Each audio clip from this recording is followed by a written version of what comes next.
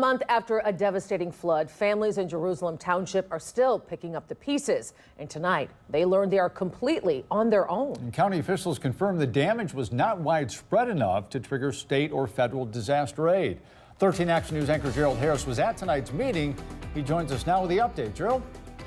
Christian Lee, local leaders are stepping in with what little power they have to ease the burden to rebuild or address flood damage. Both county and township officials held a meeting tonight to outline what happened and where residents can go from here.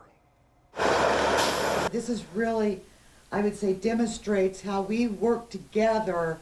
It has been a month since an unprecedented storm dumped up to a foot of water on Jerusalem Township, but the scars of that historic flood remain. Yeah, it's a 3,000-year storm event, so it's pretty unprecedented, something that, might happen once every 70, 80, 100 years, depending on the statistics. So it was pretty significant. That significant storm flooded roads, ruined crops, and damaged some homes.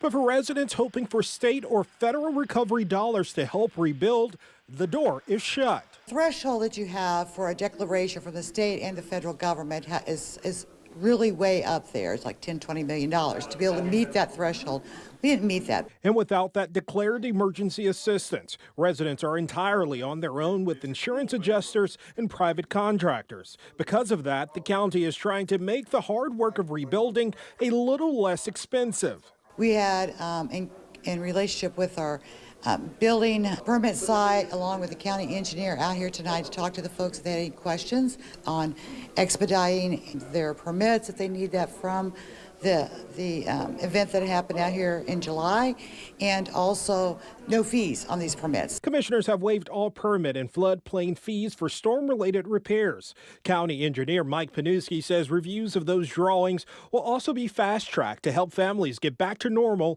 as quickly as possible. The public should know that the county's there to help them within the limits of what we can do.